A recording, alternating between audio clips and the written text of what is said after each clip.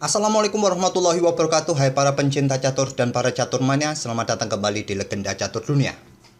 Olimpiade Catur Chennai India sudah memainkan 9 babak kawan. Dan tadi malam di babak ke-9, tim pria kita ini bertemu dengan tim Norwegia, timnya Magnus Carlsen kawan. Mungkin kawan-kawan sudah banyak yang menantikan ini permainannya Megaranto versus Magnus Carlsen, yang Megaranto dikalahkan oleh Carlsen ini.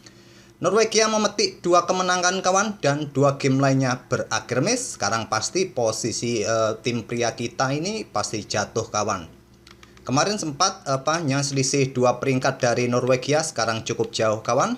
Sekarang posisi Indonesia berada di 59 kawan. Sedangkan berbeda hasil dari tim wanita kita ini yang bertemu dengan tim Spanyol. Tim wanita kita menang 2 game, kalah 1 game, dan 1 game remis dari permainannya Iren Karisma Sukandar. Tentu saja posisi di klasemen tim wanita ini jauh lebih baik daripada tim pria kita kawan. Dan sudah masuk 10 besar kembali.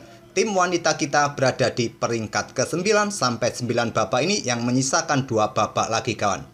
Dan seperti yang kalian banyak request kemarin sebelum pertandingan antara Megaranto dan Magnus Carlsen berlangsung, ingin mengulas permainannya mereka. Langsung saja kita ke atas papan tanpa babi bu lagi. Sebetulnya admin pagi ini atau siang ini kurang semangat kawan, admin butuh booster. Silakan kalian kasih admin booster, apakah berupa like, apakah komentar yang banyak, silakan kawan. Biar admin nanti sore tambah semangat lagi untuk mengulas satu partai lagi kawan. Sementara ini kita akan ulas permainannya Megaranto versus Magnus Carlsen di babak ke-9. Langsung saja ke langkah pertama oleh Grandmaster Susanto Megaranto, pion D4, kuda F6, kuda F3, pion E6, pion C4, dan gajah B4 skak. Ini adalah permainan Bogo Indian Defense, bukan lagi Ragozin Defense kawan. Kalau Ragozin Defense ada kuda C3 terlebih dahulu. Gajah D2 blokade skak, dan di sini pion A5. Tentu saja tantangan ini jika diterima akan menguntungkan hitam atau Carlsen dengan terbukanya lajur A bagi bentengnya. Pion A3, dan terjadi pertukaran gajah sekarang dipukul balik menggunakan kuda. Di game-game terdahulu atau bahkan Stockfish menyarankan lebih memilih memukul balik menggunakan menteri. Ini sedikit lebih kuat kawan. Dipukul balik menggunakan kuda B oleh Megaranto, pion D6, pion E3. Pergerakan pion Carlsen ini jelas untuk kontrol peta di depannya ini kawan. Selanjutnya adalah menteri ke E7. Gajah D3 melanjutkan pengembangan. Sekarang tantang Carlsen dengan pion E5. Ditolak menteri ke C2, juga memperkuat posisi peta E4 dari ancaman garbuan. Di sini kuda B berkembang ke D7. Kedua pemain rokade di langkah ke-10-nya. Pion B3 oleh Megaranto dan benteng E8 oleh Carlsen. Menambah kekuatan di lajur E kawan, dukungan bagi pion E4-nya. Didahului oleh Megaranto pion E4, kuda mundur ke F8, persiapan manuver ke peta-peta ini, ataupun juga membuka diagonal terang bagi aktivitas gajahnya. Benteng F ke E1, gajah G4, di sini pion D5, menjaga permainan di peta pusat sedikit tertutup kawan. Walaupun nanti hitam memiliki kesempatan untuk membongkar dengan pion C6-nya, Carlsen melangkah kudanya kembali ke peta D7 setelah tugasnya selesai untuk membuka lajur pengembangan bagi gajah ke peta G4 ini. Pion H3 dan Carlsen bertukar, gajah sikat kuda F3 dipukul balik oleh kuda, pion G6 untuk jelas membuka ruang kawan bagi rajanya, atau juga untuk dukungan kudanya manuver ke sini dan seterusnya. Pion B4 lanjut Megaranto menantang pertukaran pion di lajur B. Ini dimanfaatkan oleh Carlsen mengangkat bentengnya kawan untuk menumpuk bentengnya segera di lajur A. Jika nanti terjadi pertukaran pion, dan di sini kuda manuver ke D2 dan Carlsen menggeser benteng satunya ke lajur A, menambah amunisi di lajur A. Megaranto melanjutkan manuver kudanya ke peta B3 untuk ancam pion ini, juga perkuat bentengnya kawan saat lajur A nanti terbuka, jadi tak ada masalah. Di sini Carlsen memilih dengan pion B6. Stockfish menyarankan langsung membuka permainan semacam ini kawan. Kalaupun terjadi pertukaran benteng, kalau dilanjutkan ya masih bisa dipukul balik oleh kuda. Permainan cukup seimbang, cuma materi perwira sedikit ada ketidakseimbangan jenis perwira kawan, yaitu gajah dengan sepasang kuda semacam ini. Tapi ya permainan semacam ini kalian lihat masih cukup menarik untuk dilanjutkan, masih cukup seimbang.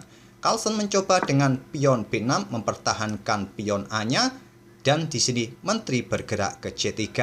Sudah saatnya juga menurut Stockfish putih juga meladeni permainan semacam ini kawan. Dan dengan adanya pionnya sendiri di lajur A ini, kekuatan dua benteng pun ini rasanya juga saat ini belum diperlukan. Pasti salah satu benteng nanti akan digeser. Tapi di sini kawan, Megaranto tadi memilih dengan menterinya ke petak C3 dan Carlsen membuka permainan semacam ini.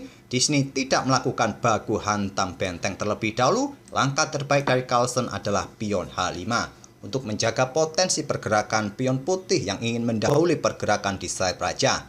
Di sini Megaranto bertukar benteng, sekarang dipukul balik oleh benteng hitam. Megaranto kembali menawarkan pertukaran benteng, diterima langsung oleh Carlsen, dipukul balik menggunakan menteri. Agar menteri juga leluasa untuk bergerak di lajur A yang terbuka ini. Dan langkah terbaik dari Carlsen, menteri mundur ke peta D8. Ingin juga mengontrol peta A8 ini dari ancaman menteri putih. Kuda putih D2 lanjut Megaranto, dan sekarang pion H4 lanjut Carlsen untuk mencegat pergerakan pion putih. Sekali lagi mengosongkan peta juga bagi kudanya manuver untuk nanti peta F6 ini akan diisi saudaranya kuda satunya kawan. Di sini gajah E2 langsung membackup peta H5. Raja naik ke peta G7 lanjut Carlsen. Menteri putih bergerak ke peta A3 mencoba mereposisi menterinya mungkin nanti kawan ke lajur F, dan selanjutnya di sini kuda manuver ke peta H7. Kosongkan peta bagi saudara ataupun menteri kawan, ataupun persiapan juga manuver ke peta G5 nanti. Dijawab dengan langkah gajah G4. Carlsen melangkah kuda ke peta F6 ancam gajah. Gajah ditarik mundur ke D1. Selanjutnya kuda satunya manuver ke peta G5. Tentu saja memberikan double tekanan bagi pion E4. Di sini menteri digeser ke peta E3 oleh Megaranto. Jadi di sini menteri ini cukup repot sementara untuk membackup pion E4-nya, sehingga dia meninggalkan lajur A yang sudah melongo seperti ini kawan, diisi oleh Carlsen, menteri A8. Langkah terbaik. Tentu saja ancaman serius kawan, menteri siap menuju ke peta A1 memberikan pressure bagi gajah ataupun raja di baris pertama. Di sini kawan, langkah terbaik adalah gajah ini diangkat ke peta E2 kawan. Kalaupun ada skak di sini, ya raja ini masih bisa bergeser naik ataupun diblokade oleh gajah ataupun dengan kuda. Tapi dengan kuda jelek kawan. Yang paling bagus adalah melangkah ataupun ditutup diblokade dengan gajah. Tapi di sini Megaranto lebih memilih dengan langkah raja bergeser ke F1 untuk mendekati gajahnya jika ada pin-pinan. Tentu saja menteri ke peta A1 mengepin gajah. Di sini raja bergeser lagi ke peta E1. Selanjutnya kuda G mundur lagi ke peta H7 oleh Carlsen. Di sini pion C5 dimainkan oleh Megaranto menantang pertukaran, ditolak. Kuda satunya lompat ke peta H5. Langkah ini sebetulnya juga langkah kurang presisi kawan. Stockfish lebih menyarankan baku hantam seperti ini. Kalaupun dilanjutkan seperti ini kawan, ya permainan masih cukup seimbang saya rasa. Di sini memang tidak mengenakkan juga bagi hitam dengan mempunyai pion seperti ini kawan. Dan engine pun menyarankan pada posisi ini kuda baru bisa ke peta H5 kawan. Tapi Carlsen langsung bermain dengan kuda ke peta H5. Dan di sini Megaranto terprovokasi kawan. Kuda ini terlihat akan manuver ke peta-peta ini kawan. Coba lihat, nanti memberikan ancaman-ancaman di sini. Dan juga akan disusul saudaranya juga kawan, siap manuver keluar lagi ke peta-peta G5 ataupun F6. Di sini Megaranto terprovokasi memainkan pion G3-nya, kontrol peta F4 dan menantang pertukaran pion, diladeni oleh Carlsen, dipukul balik oleh pion F. Pada posisi ini kawan, kalau kalian mempunyai Stockfish menyarankan dengan kuda bergerak ke peta B3 kawan. Tujuannya agar menteri ini meninggalkan baris pertama agar gajahnya tidak kena pin, jadi gajahnya bisa sikat kuda yang ada di peta ini. Kalaupun menteri ini bergerak ke peta B1 tetap memberikan pressure di sini, kuda kalian ya simpel aja bolak-balik. Kalaupun di sini menteri ambil pion yang ada di peta B4, baru kalian sikat di peta H5 ini kawan. Itulah yang disarankan. Kalau menteri ini tetap ngeyel kawan, bergerak ke sini ke peta-peta gelap, ya simpel kuda kalian mondar-mandir saja. Itulah saran yang disarankan oleh Stockfish untuk menjaga keseimbangan. Tapi di sini tadi Megaranto terprovokasi sehingga Carlsen pun meladeni pertukaran pion. Memang sudah mendapatkan kontrol peta F4. Tapi lihat kawan, posisi raja ini sudah tidak mengenakkan lagi. Selanjutnya pion B5 oleh Carlsen menolak pertukaran di sini. Menteri bergeser ke D3, incar pion, dan di sini kuda H7 kawan lompat kembali ke petak F6, memberikan pressure lagi pada pion E4, dan selanjutnya pion C6. Lanjut Megaranto menolak juga, melanjutkan pertukaran dan dijawab dengan langkah menteri ke petak B2. Di sini Megaranto memilih ambil pion yang ada di petak B5 sekaligus menjaga pion dari ancaman menteri hitam. Bukan langkah terbaik juga kawan. Memang pada posisi ini putih dalam posisi yang sudah sulit kawan. Kuda hitam memberikan pressure bagi pion G3, kuda ini pressure pion E4, menteri pressure pion di sini. Sedangkan dua perwira putih ini juga dalam posisi menjaga rajanya agar tetap tertutup. Sedangkan menteri ini hanya mempunyai pilihan untuk memberikan tekanan bagi pion hitam di petak B5. Di sini Stockfish menyarankan kalian bermain dengan menteri ke petak B3 kawan, menantang pertukaran menteri. Kemungkinan akan ditolak oleh hitam, menteri D4 akan dimainkan, pressure pion yang ada di sini dengan kuda ataupun persiapan ke sini kawan. Kalian bisa bermain dengan gajah C2, memperkuat posisi pion ini. Dia mungkin menteri akan ke sini melakukan skak di blokade, dan selanjutnya menteri ini akan bergerak ke petak G2 kawan untuk incar pion yang ada di petak H3. Memang posisinya putih masih cukup sulit kawan, rajanya sudah sangat terbuka. Megaranto memilih langsung ambil pion B5 dan di sini menteri bergerak ke C3. Pressure kuda atau pin kuda ini kawan sehingga kudanya bisa ambil pion yang ada di petak E4. Megaranto melangkah dengan gajah F3 untuk memperkuat posisi pionnya dan di sini kawan kuda ambil pion yang ada di petak E4. Langkah brilian dari Magnus Carlsen membuat langkah pengorbanan sementara. Langsung diterima oleh Megaranto. Selanjutnya menteri bergeser ke C1 skak. Ini memaksa raja bergerak untuk menjauhi kuda kawan. Tapi Megaranto memilih rajanya ke petak E2. Tapi kena skak garbuan dari kuda ambil pion G3 skak. Garbu gajah juga. Di sini raja bergeser ke petak F2.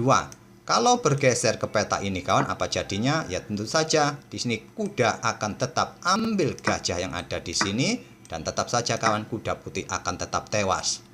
Dan juga posisi Raja Putih ini sudah sangat terbuka kawan di petak pusat. Ancaman berikutnya tentu ya pion ini didorong maju. Nanti dua pion saling terkoneksi seperti ini cukup merepotkan bagi putih nanti ke depan.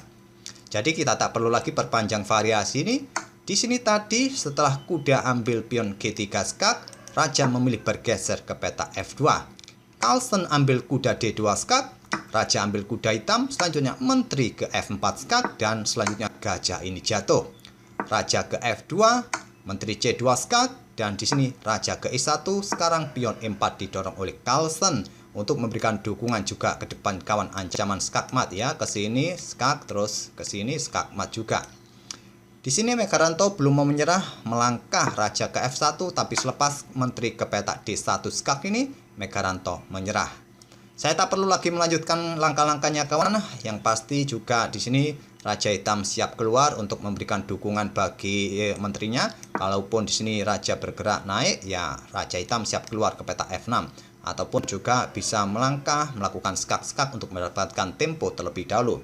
Dengan keunggulan beberapa pion ini kawan, apalagi nanti kalau pion F ini sudah terkoneksi dengan saudaranya, dua pion semacam ini pasti cukup membahayakan. Memang dalam pandangan kita, putih mungkin mempunyai kesempatan untuk menggerogoti pion-pion hitam ini kawan, sehingga dua petak lagi bisa promosi.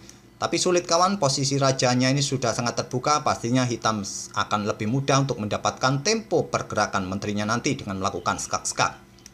Oke, sampai di sini saya tak perlu lagi perpanjang game ini kawan, kalian bisa otak-atik sendiri. Sudah jelas bahwa posisi raja ini sudah tidak aman lagi kawan jika dilanjutkan. Itulah kawan permainan antara Megaranto versus Magnus Carlsen semalam, di mana Megaranto kalah di langkah ke-47 kawan. Ini merupakan pertemuan pertama mereka kawan, tapi admin juga tidak tahu lagi kalau ada pertemuan yang lain, karena di database saya cari hanya ada satu game ini terjadi antara keduanya dalam event resmi kawan. Kalau dalam permainan online atau yang lain, admin juga kurang tahu. Saya temukan di database hanya ada satu game ini, yaitu tadi malam yang terjadi di babak ke-9 di Olimpiade Catur Chennai, India ini. Semoga permainan dari kedua pemain ini bisa menghibur kalian, dan nanti kita akan ulas satu game lagi nanti sore. Mungkin kalian bisa berikan masukan buat admin untuk mengulas game yang mana kawan. Silahkan komen di kolom komentar. Terima kasih, kita akan bertemu di video-video berikutnya. Wassalamualaikum warahmatullahi wabarakatuh.